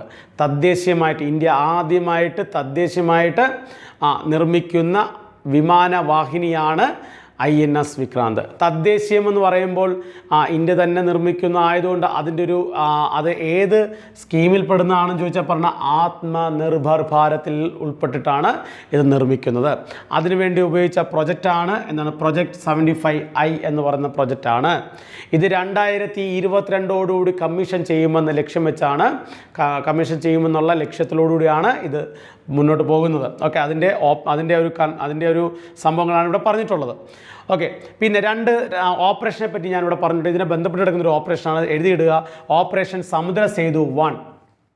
എന്താണ് ഓപ്പറേഷൻ സമുദ്രസേതു? COVID-19 കൂടി മറ്റുള്ള രാജ്യങ്ങളിൽ നിന്ന് നമ്മുടെ ഇന്ത്യൻ പൗരന്മാരെ നമ്മുടെ രാജ്യത്തിലേക്ക് എത്തിക്കാൻ വേണ്ടി പാതയിലൂടെ എത്തിക്കാൻ വേണ്ടി ഉപയോഗിച്ച ഇന്ത്യൻ നേവിയുടെ ഒരു ഓപ്പറേഷനാണ് ഓപ്പറേഷൻ സമുദ്രസേതു 1. ഓക്കെ, അപ്പോൾ എന്താണ് ഈ ഓപ്പറേഷൻ സമുദ്രസേതു 2? 2 ഉണ്ട്. ഓപ്പറേഷൻ സമുദ്രസേതു 1 ഉണ്ട്, 2 ഉണ്ട്. ഓപ്പറേഷൻ സമുദ്രസേതു 2 എന്ന് പറയുന്നത് നമ്മൾ കോവിഡിൻ്റെ സമയത്ത് ഓക്സിജൻ്റെ ലഭ്യത കുറയുന്നു എന്ന് പറഞ്ഞപ്പോൾ മറ്റുള്ള രാജ്യങ്ങളിൽ നിന്ന് നമ്മുടെ രാജ്യത്തിലേക്ക് ഓക്സിജൻ എത്തിക്കുക എന്നുള്ള ലക്ഷ്യത്തോടു കൂടി നേവി ഇനിഷ്യേറ്റീവ് എടുത്ത ഓപ്പറേഷനാണ് ഓപ്പറേഷൻ സമുദ്രസേതു 2. ഓപ്പറേഷൻ സമുദ്രസേതു 2. അപ്പോൾ 2 ഉണ്ട്. ഓപ്പറേഷൻ സമുദ്രസേതു 1 ഉണ്ട്, 2 ഉണ്ട്. നോട്ട് ചെയ്യാം. ഓക്കെ, അപ്പോൾ അതുപോലെ തന്നെ ഈ ഇടയ്ക്കായിട്ട് ജസ്റ്റ് അതുകൊണ്ട് നീ പറഞ്ഞുതരാം. ഈ ഇടയ്ക്കായിട്ട് അതിനകത്ത് ഒരു പിക്ചറൊക്കെ കൊടുത്തിട്ടുണ്ട്. അതുകൊണ്ടാണ് ഞാൻ ഇത് എഴുതിയിരിക്കുന്നത്. ഹംപി ഹോളി എന്ന് പറയുന്ന വ്യക്തിയുടെ പിക്ചറാണ്. എല്ലാവർക്കും അറിയാം. സദേൺ നേവൽ കമാൻഡിൻ്റെ മേധാവിയാണ് MA Hampiholi. MA Hampiholi ഹോളിയാണ് സദേൺ നേവൽ കമാൻഡിൻ്റെ മേധാവി എന്ന് പറയുന്നത്. കൊച്ചിയാണ് കേട്ടോ, കൊച്ചിയിലാണ് അതിൻ്റെ ഇത്. സദേൺ നേവൽ കമാൻഡിൻ്റെ ഹെഡ് ക്വാർട്ടേഴ്സ് എവിടെയാണ്? കൊച്ചിയാണ്. അപ്പോൾ ഇത്രയും കാര്യങ്ങൾ പഠിച്ചു വെക്കുക. INS വിക്രാന്ത് പറഞ്ഞേ, ഫസ്റ്റ് ഇൻഡിജീനിയസ് എയർക്രാഫ്റ്റ് കാരിയർ, ഇന്ത്യയിലെ ആദ്യത്തെ തദ്ദേശീയ വിമാനവാഹിനി കപ്പൽ. ഓക്കെ, ഇന്ത്യയിലെ ആദ്യത്തെ തദ്ദേശീയമായിട്ട് ഉള്ള വിമാനവാഹിനി കപ്പലാണ്. ഓക്കെ, അപ്പോൾ അത്രയും നിങ്ങൾ നോട്ട് ചെയ്യുക. ഓക്കെ, അപ്പോൾ നമുക്ക് അടുത്ത ഹെഡ്ലൈനിലേക്ക് പോകാം. ഓക്കെ, നമുക്ക് അവിടെ എഡിറ്റോറിയൽ സൈഡിലൊരു പേജിലേക്ക് പോകാം. അവിടെ ഒരു ന്യൂസ് ഉണ്ട്. ഒരു 2 കാര്യങ്ങൾ നമുക്ക് ആഡ് ഓൺ ചെയ്യാനുണ്ട്. നമ്മൾ കഴിഞ്ഞ ദിവസം കുറേ കാര്യങ്ങൾ അതിനെ ബന്ധപ്പെട്ട് പഠിച്ചിട്ടുള്ളതാണ്. White touch to our refreshed green revolution. Okay, green revolution എന്താ പറയുക? കാർഷിക വിപ്ലവമാണ്. വൈറ്റ് റവല്യൂഷൻ എന്താണ്? പാലിനെ ബന്ധപ്പെട്ടിരിക്കുന്നു അല്ലേ, മിൽക്കിനെ ബന്ധപ്പെട്ടിരിക്കുന്നു. വർഗീസ് കുര്യൻ എല്ലാവർക്കും അറിയാവുന്ന കാര്യങ്ങളാണ്. ഡോക്ടർ വർഗീസ് കുര്യൻ്റെ 100ാമത്തെ ജന്മവാർഷികമാണ്. 1921 നവംബർ 26-നാണ് ഡോക്ടർ വർഗീസ് കുര്യൻ എന്ന് പറയുന്ന വലിയ മനുഷ്യൻ എന്ത് ചെയ്ത് ജനിച്ചത്. അദ്ദേഹത്തിൻ്റെ 100ാം വാർഷികത്തിനനുബന്ധിച്ച് ഒരുപാട് കാര്യങ്ങളൊക്കെ നടക്കുന്നുണ്ട്. നമ്മളിതിനകത്ത് ഈ ന്യൂസ് വായിച്ചപ്പോൾ എനിക്ക് കിട്ടിയ ഒരു സംഭവമാണ്. ഓട്ടോബയോഗ്രഫി പറ്റി പറയുന്നുണ്ട്. അപ്പോൾ അത് നിങ്ങളൊന്ന് അറിയിക്കാം, നിങ്ങളിലേക്ക് എത്തിക്കാം. നിങ്ങൾക്ക് അറിയാമെന്ന് അറിയാം, എന്നാൽ പോലും ഞാൻ ഓർമ്മപ്പെടുത്തുകയാണ്. നോക്കിക്കേ, ഡോക്ടർ വർഗീസ് കുര്യൻ എന്ന് പറയുന്ന വ്യക്തിയുടെ 100ാമത്തെ ജന്മവാർഷികമാണ് ഇപ്പോൾ നടന്നുകൊണ്ടിരിക്കുന്നത്. Doctor Varghese Kurien, milkman of India എന്ന് നമുക്ക് പറയല്ലേ. Okay, milkman of India ആണ് ഡോക്ടർ വർഗീസ് കുര്യൻ. 100ാമത്തെ ജന്മവാർഷികം 1921 നവംബർ 26-ന് ജനിച്ചു. ഓക്കെ, അദ്ദേഹത്തിൻ്റെ ഓട്ടോബയോഗ്രഫിയുടെ പേരാണ് I too had a dream. എല്ലാവർക്കും എന്തുണ്ടാവണം? ഒരു സ്വപ്നം ഉണ്ടാവണം. നമ്മുടെ സ്വപ്നം എന്താണ്? ഒരു ഗവൺമെൻറ്, ഒരു സർക്കാർ ജോലി മേടിക്കുക എന്നുള്ള സ്വപ്നമാണ് അല്ലേ. അതേപോലെ തന്നെ അദ്ദേഹത്തിൻ്റെ ഒരു ഓട്ടോബയോഗ്രഫിയാണ് I too had a dream. എനിക്കും ഉണ്ടൊരു സ്വപ്നം എന്ന് പറയുന്നു. ഓക്കെ, അപ്പോൾ അത് നിങ്ങളൊന്ന് എന്ത് ചെയ്യുക, നിങ്ങളുടെ ഈ പറയുന്ന കറണ്ട് അഫേഴ്സിൽ ആഡ് ചെയ്യുക. I too had a dream എന്ന് പറയുന്ന ഓട്ടോബയോഗ്രഫി ആരെ ബന്ധപ്പെട്ടിരിക്കുന്നു എന്ന് ചോദ്യം ചോദിച്ചു കഴിഞ്ഞാൽ പറയണം ഡോക്ടർ വർഗീസ് കുര്യൻ. ഡോക്ടർ വർഗീസ് കുര്യൻ്റെ 100ാമത്തെ ജന്മവാർഷികമാണ് ഈ വർഷം കൊണ്ടാടുന്നത്.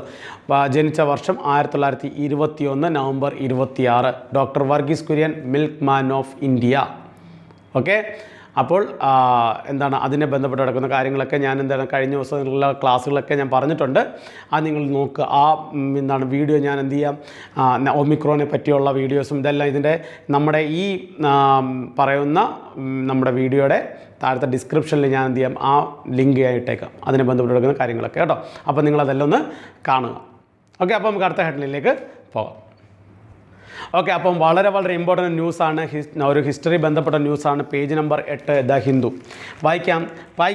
Paika rebellion to be in history textbook. Paika rebellion in history textbook എന്നാണ് പറയുന്നത്. എന്താണ് കാര്യമെന്ന് നമുക്ക് നോക്കാം, ഡീറ്റെയിൽ ആയിട്ട് നമുക്ക് നോക്കാം.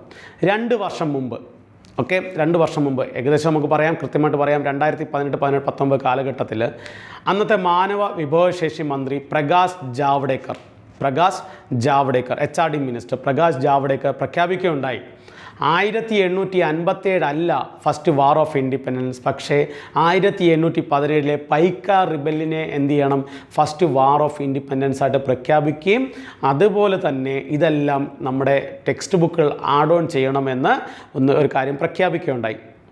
അതിൻ്റെ ചർച്ചകളൊക്കെ വരും ദിവസങ്ങളിലൊക്കെ ഇങ്ങനെ നടന്നുകൊണ്ടിരിക്കുകയായിരുന്നു. ഇനിയിപ്പോൾ തീരുമാനിച്ചിട്ടുണ്ട്, കേന്ദ്ര സർക്കാർ തീരുമാനിച്ചിട്ടുണ്ട്, മാനവ വിഭവശേഷി മന്ത്രാലയം തീരുമാനിച്ചിട്ടുണ്ട് 1800, നമുക്കറിയാം 1857 മെയ് 10 മീററ്റിൽ പുറപ്പെട്ടു ഫസ്റ്റ് വാർ ഓഫ് ഇൻഡിപെൻഡൻസ്. നമ്മൾ പഠിച്ചുകൊണ്ടിരിക്കുന്നതാണ് അല്ലേ.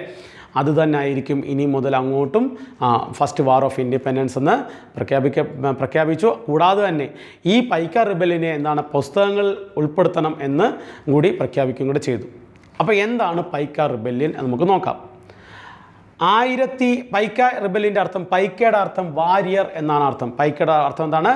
വാരിയർ എന്നാണ് അർത്ഥം. ഓക്കെ, പൈക്ക ബിരോദ് എന്നും കൂടി അറിയപ്പെടും. പൈക്ക ബിരോദ് എന്നും കൂടി അറിയപ്പെടും. പൈക്ക റിബല്യൻ പുറപ്പെട്ട സ്ഥലം ഒഡീഷയാണ്. പൈക്ക റിബല്യൻ പുറപ്പെട്ട സ്ഥലമാണ് ഒഡീഷ. ഓക്കെ, കൃത്യമായിട്ട് പറഞ്ഞു കഴിഞ്ഞാൽ ഇപ്പോൾ ഒഡീഷയിലെ പൂരി എന്ന് പറയുന്ന സ്ഥലമാണ് ഈ റിബല്യൻ പുറപ്പെട്ട കൃത്യമായിട്ടുള്ള സ്ഥലം പറയുകയാണെങ്കിൽ. എന്താണ് ചരിത്രമെന്ന് നോക്കാം. 1803 മറാത്തയുടെ കയ്യിൽ നിന്നും ഒഡീഷ ബ്രിട്ടീഷുകാർ എന്ത് ചെയ്തു, കൈക്കലാക്കി. ആ സമയത്തിലെ അവിടുത്തെ രാജ്യം ഖുർദ രാജ്യമാണ്. അന്ന് അവിടുത്തെ രാജ്യമാണ് ഖുർദ രാജ്യം. രാജ്യം എന്താണ്? Kingdom of Khurda.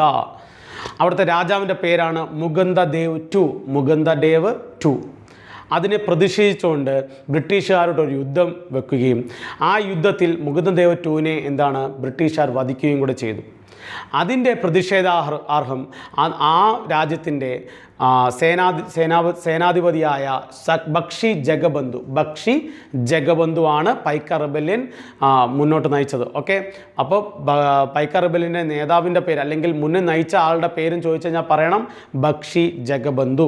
Okay, Bakshi ജഗബന്ധു അത് മുന്നോട്ട് നയിക്കുകയും അവിടെയുള്ള ട്രൈബ്സിനെയൊക്കെ ട്രൈബ്സിനെയും പെസൻസിനെയും അവിടെയുള്ള എല്ലാ വിഭാഗ ആൾക്കാരെയും കൂടെ കൂടിച്ചേർത്തുകൊണ്ട് ബ്രിട്ടീഷുകാർക്കെതിരെ ഒരു വിപ്ലവം മുന്നോട്ട് നയിക്കുകയും 1817 കേട്ടോ. 1817 ആ വിപ്ലവം ആരംഭിച്ചത്. പക്ഷേ 1825 കൂടി അതിനെ അടിച്ചമർത്തി ബ്രിട്ടീഷുകാർ 1825 അത് അടിച്ചമർത്തുകയും 1825 ആ ബക്ഷി ജഗബന്ധു എന്ന് പറയുന്ന അദ്ദേഹത്തെ തുറുങ്കിൽ ആക്കുകയും ചെയ്തു. ഓക്കെ, അതിനെ പ്രിസണിലാക്കുകയും ചെയ്തു. 1829 അദ്ദേഹം മരിക്കുകയും കൂടെ ചെയ്തു. ഓക്കെ, അപ്പോൾ പൈക്ക റിബല്ലിൻ്റെ മുന്നോട്ട് നയിച്ച വ്യക്തിയുടെ പേരെന്താണെന്ന് ചോദിച്ചാൽ പറയണം ബക്ഷി ജഗബന്ധു. ഓക്കെ, രാജ്യം കിങ്ഡം ഓഫ് ഖുർദ. ഓക്കെ, സ്ഥലം ഒഡീഷ. ഓക്കെ, അപ്പോൾ ഇത് ഞാൻ ഇവിടെ പറഞ്ഞിട്ടുണ്ട്. മാനവ വിഭവശേഷി മന്ത്രി അന്നത്തെ ഇത് പ്രഖ്യാപിക്കണം, പൈക്ക റിബല്ലിനെ ഫസ്റ്റ് വാർ ഓഫ് ഇൻഡിപെൻഡൻസ് പ്രഖ്യാപിക്കണം എന്നുള്ള സമയത്തെ മാനവ വിഭവശേഷി മന്ത്രിയാണ് ആര്? പ്രകാശ് ജാവ്ഡേക്കർ. ഓക്കെ, പ്രകാശ് ജാവ്ഡേക്കറാണ്. ഇനി 2018 ഡിസംബർ 24 ശ്രീ നരേന്ദ്രമോദി നമ്മുടെ പ്രധാനമന്ത്രി ഇവരെ സ്മരണാർത്ഥം സ്റ്റാമ്പും നാണയം ഇറക്കുകയുണ്ടായി. ഒഡീഷയിൽ സ്റ്റാമ്പും നാണയം ഇറക്കുകയുണ്ടായി 2018 ഡിസംബർ 24. ഓക്കെ, ആരുടെയാ ഈ പൈക്ക റിബല്യനിലെ എന്താണ് ഇതായിട്ടുള്ള മുന്നോട്ട് നയിച്ച സമയത്തുള്ള വ്യക്തികളെ വെച്ചുകൊണ്ട് എന്താണ് സ്റ്റാമ്പും നാണയം എന്താണ് ഇറക്കുകയുണ്ടായി. ഓക്കെ, ഇപ്പോഴത്തെ അപ്പോൾ അങ്ങനെ അത് നിങ്ങൾ നോട്ട് ചെയ്യുക. അതേപോലെ തന്നെ ഇവിടെ അന്നത്തെ മാനവവിഭവശേഷി മന്ത്രി പ്രകാശ് ജാവ്ദേക്കർ ആണെങ്കിൽ ഇപ്പോഴത്തെ മാനവവിഭവശേഷി മന്ത്രി ആരാന്ന് ചോദിച്ചാൽ പറയണം ശ്രീ ധർമ്മേന്ദ്ര പ്രധാൻ. ഓക്കെ, നിങ്ങൾ ഇതുകൂടെ നോട്ട് ചെയ്യുക. ഇനി മുതൽ പൈക്ക റിബല്യനെ എന്ത് ചെയ്യാൻ പറ്റത്തില്ല, ഫസ്റ്റ് വാർ ഓഫ് ഇൻഡിപെൻഡൻസ് ആയിട്ട് പ്രഖ്യാപിക്കത്തില്ലെന്ന് ഇവിടെ പറഞ്ഞിട്ടുണ്ട്. ഫസ്റ്റ് വാർ ഓഫ് ഇൻഡിപെൻഡൻസ് എന്ത് തന്നെ ആയിരിക്കും, നമ്മൾ പഠിച്ചുകൊണ്ടിരിക്കുന്ന നേരത്തെയും പഠിച്ചുകൊണ്ടിരിക്കുന്ന കഴിഞ്ഞ പരീക്ഷകളിൽ നമ്മൾ പഠിച്ചുകൊണ്ടിരിക്കുന്ന ആണ് 1857 മീററ്റിൽ പൊട്ടിപ്പുറപ്പെട്ട first war of independence. Okay, എന്താണ് പൈക്ക റിബല്യനെ പറ്റി ഇത്രയും കാര്യങ്ങൾ പറഞ്ഞു. ഇനി നിങ്ങൾ കൂടുതൽ നോട്ട്സ് ഇത് കിട്ടുവാണെങ്കിൽ നിങ്ങൾ ആഡ് ഓൺ ചെയ്യും കേട്ടോ, നിങ്ങളുടെ ബുക്കിനകത്ത് ആഡ് ഓൺ ചെയ്യും. ഓക്കെ, നമ്മുടെ ലെങ്തി ആകണ്ട, വീഡിയോസ് ഒത്തിരി ലെങ്തി ആകണ്ട എന്ന് വിചാരിച്ചുകൊണ്ടാണ് അത്യാവശ്യ കാര്യങ്ങൾ ഇവിടെ നോട്ട് ചെയ്തിട്ടുള്ളത്. ഓക്കെ, അപ്പോൾ നമുക്ക് അടുത്ത ഹെഡ്ലൈനിലേക്ക് പോകാം. ഓക്കെ, നമുക്ക് അടുത്ത ഹെഡ്ലൈനിലേക്ക് പോകാം. എന്താണെന്ന് നോക്കാം. സ്മാർട്ട് സിറ്റി സ്കീം എന്ന് പറയുന്ന ഒരു സ്കീമിനെ പറ്റിയാണ് പറയുന്നത്. സ്മാർട്ട് സിറ്റി സ്കീം എന്താണെന്ന് നോക്കാം നമുക്ക്. ഇത് കൊണ്ടുവരുന്ന നീതി ആയോഗാണ്. നീതി ആയോഗിനെ പറ്റി നമ്മൾ മുൻ ക്ലാസ്സുകളിലൊക്കെ അതിനെപ്പറ്റിയുള്ള കാര്യങ്ങളൊക്കെ പറഞ്ഞിട്ടുണ്ട്. അപ്പോൾ ഹെഡ്ലൈൻ വായിക്കാം. Smart cities get June 2023 dead line. എന്താണ് സ്മാർട്ട് സിറ്റി സ്കീം നോക്കിക്കേ. 2015 ജൂൺ 25 ഈ സ്കീം കൊണ്ടുവന്നത്. 2025 ജൂൺ 25 അന്ന് ആ സ്കീം പറയുന്ന പ്രകാരം 100ഓളം സ്മാർട്ട് സിറ്റീസിൻ്റെ ഒരു കോമ്പറ്റീഷൻ ഉണ്ടാക്കുക. ഓക്കെ, അവർ എന്താണ് ആ മിഷന് വേണ്ടി ഉണ്ടാവുന്ന അപ്പം ആ 2015 ജൂൺ 25 100ഓളം സിറ്റീസിനെ ഉൾപ്പെടുത്തിക്കൊണ്ട് അവരിൽ നിന്ന് ഒരു മിഷൻ ഏറ്റെടുക്കുക. ഈ മിഷന് കാലാവധി 5 വർഷമാണ്. ഓക്കെ, ഈ മിഷന് കാലാവധി 5 വർഷമാണ്. ഈ 5 വർഷം കൊണ്ട് ആരാണോ ആദ്യമേ എന്താണ് നല്ല ഇതായിട്ടുള്ള ഒരു കുറേ മാനദണ്ഡങ്ങളൊക്കെ പറയുന്നുണ്ട്. ആ മാനദണ്ഡങ്ങൾ പാലിച്ചുകൊണ്ട് ആരാണോ ഈ ഒരു ഇതിനകത്ത് മുൻ വരുന്നത് അവർക്ക് അവാർഡുകൾ നൽകുമെന്നാണ് ഈ സ്കീം പറയുന്നത്. അപ്പം 100ഓളം പ്രൊജക്റ്റുകളാണ് കേട്ടോ. അപ്പം 100ഓളം പ്രൊജക്റ്റ് കൊണ്ടുവന്നിട്ടുണ്ടായിരുന്നു. അത് ആരാണോ മുൻപന്തിയിൽ ചെയ്തത്. അപ്പോൾ അതിന് ഡെഡ് ലൈൻ വെച്ചിട്ടുണ്ടായിരുന്നു. 2016 ഇത് ആരംഭിച്ചത്. 2021 ഡേറ്റ് എന്ത് ചെയ്തിട്ടുണ്ട്, ഒരു വർഷം എന്ത് ചെയ്തിട്ടുണ്ട്, ഡെഡ് ലൈൻ വെച്ചിട്ടുണ്ട്. ആ 2021 ഡേറ്റ് അല്ലെങ്കിൽ ആ വർഷം 2023 എക്സ്റ്റെൻഡ് ചെയ്തിട്ടുണ്ട്. അത് ഡെഡ് ലൈനായിട്ട് വെച്ചിട്ടുണ്ടെന്ന്. കാരണം ഇതിനിടയ്ക്ക് കോവിഡൊക്കെ വന്നില്ലേ, അത് എത്തിച്ചിട്ടുണ്ടെന്നാണ്. 2023 എക്സ്റ്റെൻഡ് ചെയ്തിട്ടുണ്ടെന്നാണ് ഇവിടെ കാര്യങ്ങൾ പറയുന്നത്. അപ്പോൾ നമുക്ക് അതിൻ്റെ ഡീറ്റെയിൽസിലേക്ക് പോകാം. സ്മാർട്ട് സിറ്റി സ്കീം നീതി ആയോഗാണ് അത് കൊണ്ടുവന്നിട്ടുള്ളത്. വർഷം 2015 ജൂൺ 25. 100 സ്മാർട്ട് സിറ്റികളാണ് ഇതിനകത്ത് പങ്കെടുക്കുന്ന ഈ കോമ്പറ്റീഷനകത്ത് പങ്കെടുക്കാൻ അനുവദിച്ചിട്ടുള്ളത്. ഓക്കെ, 2020 ഈ ഒരു award smart cities award smart cities award 2020 പ്രഖ്യാപിക്കുകയുണ്ടായി. അതിനകത്ത് ഇൻഡോറും സൂററ്റുമാണ് മുൻപന്തി വന്നത്.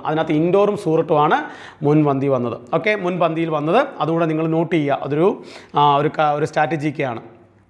അതേപോലെ തന്നെ ഇവിടെ പറയുന്നതാണ് 4 സ്തംഭങ്ങളുണ്ട്. ഈ സ്മാർട്ട് സിറ്റി സ്കീമിന് 4 സ്തംഭങ്ങളുണ്ട്. സാമൂഹിക അടിസ്ഥാന സൗകര്യം. ഓക്കെ, അപ്പോൾ ആ സ്മാർട്ട് സിറ്റീസ് എന്തുകൊണ്ട് വർദ്ധിപ്പിക്കുക, സാമൂഹിക അടിസ്ഥാന സൗകര്യം വർദ്ധിപ്പിക്കുക, ഭൗതിക അടിസ്ഥാന സൗകര്യം വർദ്ധിപ്പിക്കുക, സ്ഥാപന അടിസ്ഥാന സൗകര്യം വർദ്ധിപ്പിക്കുക, അതുപോലെ സാമ്പത്തിക അടിസ്ഥാനം വർദ്ധിപ്പിക്കുക. അതായത് social infrastructure, physical infrastructure, institutional infrastructure, അതുപോലെ എക്കണോമിക് ഇൻഫ്രാസ്ട്രക്ചറാണ് ഈ 4 സ്തംഭങ്ങൾ എന്തിൻ്റെ സ്മാർട്ട് സിറ്റി സ്കീമിൻ്റെ സ്തംഭങ്ങൾ എന്ന് പറയുന്നത്. സ്മാർട്ട് സിറ്റി സ്കീം നിലവിൽ വന്ന വർഷം 2015 ജൂൺ 25. 2016-18 സമയത്താണ് 100 സിറ്റീസുകളെ എന്ത് ചെയ്തിട്ടുള്ള ഈ കോമ്പറ്റീഷൻ അത് ഉൾപ്പെടുത്തിയിട്ടുള്ളത്. 2021 ആയിരുന്നു ഡെഡ് ലൈൻ. പക്ഷേ അത് എന്ത് ചെയ്തു, 2021 എക്സ്റ്റെൻഡ് ചെയ്തു. 2020 എന്താണ് സ്മാർട്ട് സിറ്റീസ് അവാർഡ് പ്രഖ്യാപിക്കുകയുണ്ടായി. അതിനകത്ത് ഇൻഡോറും സൂററ്റുമാണ് മുൻപന്തിയിൽ വന്നത്. ഫസ്റ്റ് പ്രൈസ് ആയിട്ട് ലഭിച്ചിട്ടുള്ളത്. അതുകൊണ്ട് നിങ്ങൾ നോട്ട് ചെയ്യുക. 4 സ്തംഭങ്ങളുണ്ട്, 4 പില്ലേഴ്സ് ഉണ്ട്. സാമൂഹിക അടിസ്ഥാന സൗകര്യം, ഭൗതിക അടിസ്ഥാന സൗകര്യം, സ്ഥാപന അടിസ്ഥാന സൗകര്യം, സാമ്പത്തിക അടിസ്ഥാന സൗകര്യം. അപ്പോൾ അത്രയും കാര്യങ്ങൾ നിങ്ങൾ എന്ത് ചെയ്യുക, നിങ്ങളുടെ ബുക്കിൽ നോട്ട് ചെയ്യുക. ഓക്കെ, അപ്പോൾ നമുക്ക് അടുത്ത ഹെഡ്ലൈനിലേക്ക് പോകാം. ഓക്കെ, അപ്പോൾ നമുക്ക് അടുത്ത ഹെഡ്ലൈനിലേക്ക് പോകാം. പേജ് നമ്പർ 11 ശ്രദ്ധിക്കുക. Cambodia's Hun Sen back son to take over leadership. Cambodia എന്ന് പറയുന്ന രാജ്യത്തിലെ ഏറ്റവും പവർഫുൾ ആയിട്ടുള്ള വ്യക്തിയാണ് ഹുൻ സെൻ എന്ന് പറയുക. ഹുൻ സെൻ എന്ന ഇപ്പോഴത്തെ പ്രധാനമന്ത്രിയാണ്, വളരെ പവർഫുള്ളാണ്. 3 ഡെക്കേഡായിട്ട് എന്ത് ചെയ്യുന്നു, കംബോഡിയ ഭരിച്ചുകൊണ്ടിരുന്ന വ്യക്തിയും കൂടെയാണ്.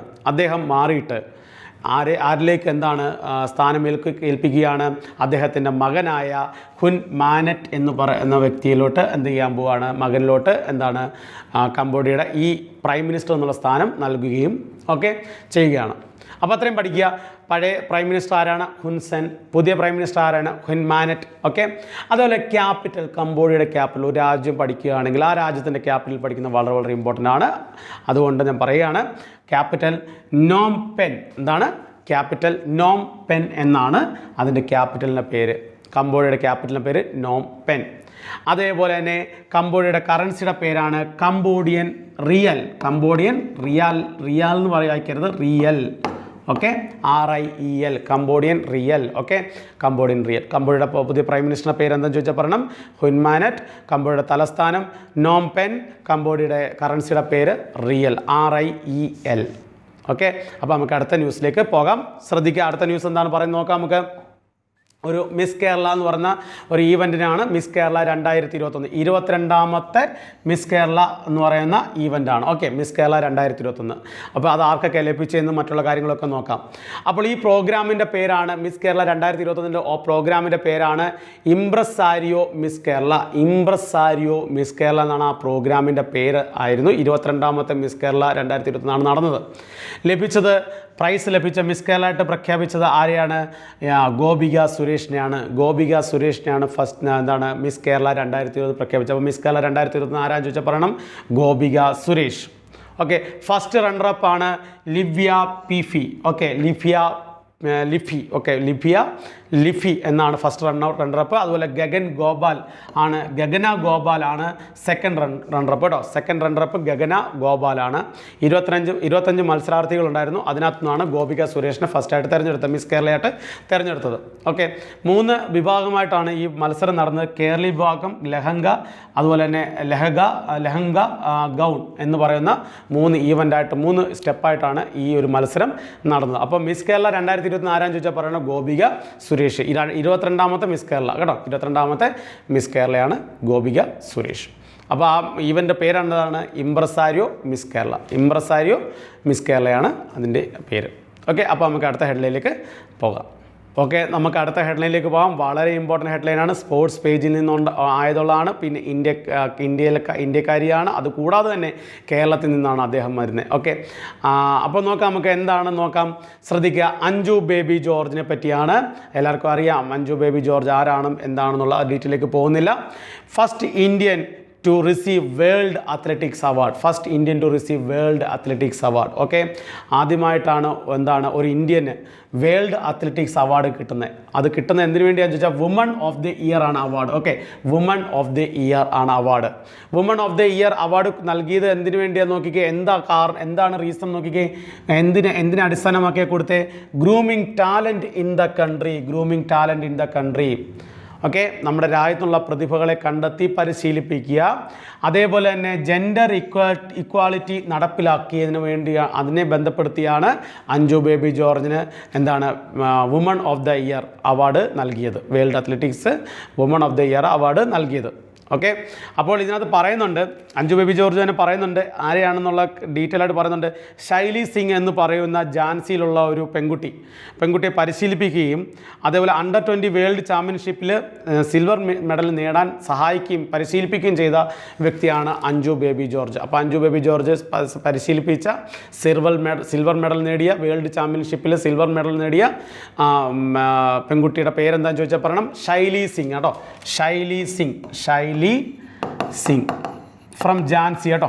ഝാൻസി എന്നാണ്, ഝാൻസി. അത്ര ഉൾപ്പെടുത്തിയിട്ടില്ല, ഇവിടെ പറഞ്ഞിട്ടുണ്ട്. അപ്പോൾ അങ്ങനെ രാജ്യത്തിൽ നിന്നുള്ള പ്രതിഭകളെ കണ്ടെത്തുക, പരിശീലിപ്പിക്കുക, അവരെ മുൻപന്തിയിലേക്ക് കൊണ്ടുവരിക, ലോകത്തിലൊരു ഫേമസ് ആക്കുക എന്നുള്ള. അതുകൂടാതെ തന്നെ ജെൻഡർ ഇക്വാളിറ്റിയും കൊടുത്തതിനാണ് നൽകിയതിനാണ് woman of the year award Anju Bobby ജോർജിന് കിട്ടിയത്. ഇനി അഞ്ജു ബേബി ജോർജിൻ്റെ നമ്മുടെ സ്ട്രാറ്റജിക്കിലേക്ക് വരുവാണെങ്കിൽ, ലോക അത്ലറ്റിക്സ് ചാമ്പ്യൻഷിപ്പ് 2003 ലോക അത്ലറ്റിക്സ് ചാമ്പ്യൻഷിപ്പ് പാരീസിൽ നടന്നപ്പോൾ അവിടെ വെങ്കലം ലഭിച്ച വ്യക്തിയാണ്. കൂടാതെ തന്നെ ഇന്ത്യയിലെ ആദ്യത്തെ ഒരു വ്യക്തിക്കാണ് ഒരു ചാമ്പ്യൻഷിപ്പിൽ, ഒരു അത്ലറ്റിക് ചാമ്പ്യൻഷിപ്പിൽ, ലോക അത്ലറ്റിക് ചാമ്പ്യൻഷിപ്പിൽ ഒരു മെഡൽ കിട്ടുന്നത്.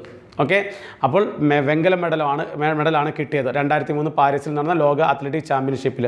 ആദ്യ ഇന്ത്യനാണ് കേട്ടോ, ഈ അവാർഡ് ലഭിക്കുന്ന ആദ്യ ഇന്ത്യനാണ്. ഒരു ചാമ്പ്യൻഷിപ്പിൽ, ലോക അത്ലറ്റിക് ചാമ്പ്യൻഷിപ്പിൽ ഒരു മെഡൽ ലഭിക്കുന്ന ആദ്യ ഇന്ത്യക്കാരിയാണ്, ഇന്ത്യനാണ്. ഓക്കെ, ആദ്യ ഇന്ത്യക്കാരി മാത്രമല്ല ആദ്യ ഇന്ത്യനാണ് കേട്ടോ.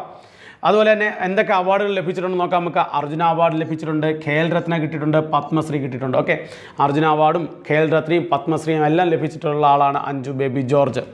അതുപോലെ തന്നെ BBC best athletics life time achievement award, okay, life time achievement award for best athletic എന്നുള്ള അവാർഡും ലഭിച്ചിട്ടുണ്ട് 2021. അപ്പോൾ 2021 BBC അവാർഡും ലഭിച്ചിട്ടുണ്ട് അഞ്ജു ബേബി ജോർജിന്. അപ്പോൾ പഠിക്കുക, ഫസ്റ്റ് ഇന്ത്യൻ ടു ഗെറ്റ് എന്താണ് വേൾഡ് അത്ലറ്റിക്സ് അവാർഡ് ആരാണ്? Anju baby George for grooming talent in the country and advocating എന്താണ് ജെൻഡർ ഇക്വാളിറ്റി.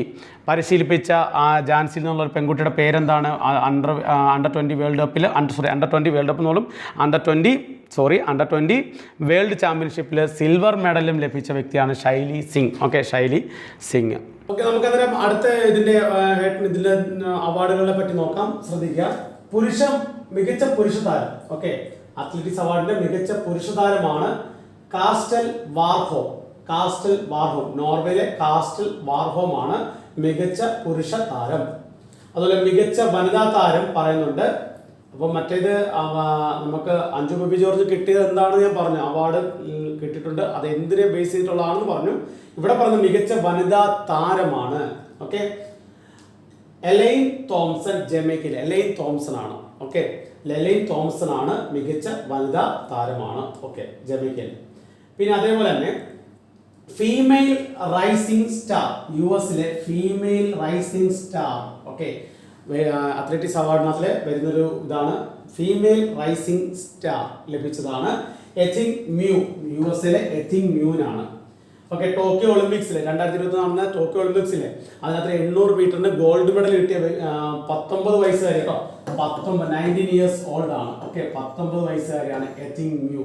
വളരെ ഇമ്പോർട്ടൻ്റ് ആണ്, എഴുതിയിടുക. Okay, Athing Mu rising star, female rising star. Okay, 800 metre Tokyo ഒളിമ്പിക്സിൽ gold medal കിട്ടി 800 മീറ്ററിന് എത്തിങ് mu, USA കാരിയാണ്. അപ്പോൾ മികച്ച പുരുഷ താരം നോർവേ, മികച്ച വനിതാ താരം Elaine Thompson Jamaica, Athing Mu female rising star USA Tokyo 2021 ഒളിമ്പിക്സിൽ ഗോൾഡ് മെഡലും ലഭിച്ചിട്ടുണ്ട്. ഓക്കെ, അപ്പോൾ ഇതോടുകൂടി നമ്മുടെ ക്ലാസ് വൈൻഡപ്പ് ആവുകയാണ്.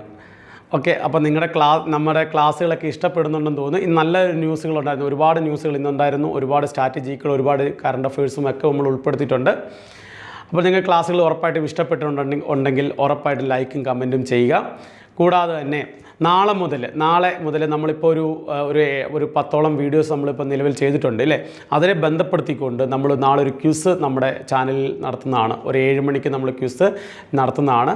അതെല്ലാവരും പങ്കെടുക്കുക ആ ക്വിസുകൾ. അപ്പോൾ ഓരോ ആഴ്ച ക്ലാസ്സിൽ കഴിയുന്തോറും നമ്മൾ ആ ശനി ഞായറും നമ്മൾ എന്ത് ചെയ്യുന്നുണ്ട്, ക്വിസുകൾ നടത്തുന്നുണ്ട്. അപ്പോൾ അതിനകത്ത് എല്ലാവരും പങ്കെടുത്ത് നിങ്ങൾ നോക്കുക, നിങ്ങൾക്കെല്ലാം ഓർമ്മയിൽ വരുന്നുണ്ട്, ഒരു റിവിഷൻ പോലെ. ഓക്കെ, അപ്പോൾ നിങ്ങൾ നോക്കുക.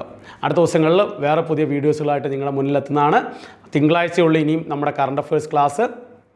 ഓക്കെ, ശനി ഞായറുമില്ല, ശനി ഞായറത്തിൽ ഉൾപ്പെടുത്തിക്കൊണ്ടായിരിക്കും തിങ്കളാഴ്ച നമ്മൾ ക്ലാസ് തരുന്നത്. കാരണം ശനി ഞായറും അധികം ന്യൂസുകൾ വരാത്തതുകൊണ്ടും അതുകൊണ്ട് തിങ്കളാഴ്ച നമ്മൾ ക്ലാസ്സുകൾ തരുന്നത്. അപ്പോൾ അതുവരെ എല്ലാവർക്കും നമസ്കാരം, നന്ദി, നമസ്കാരം, ശരി.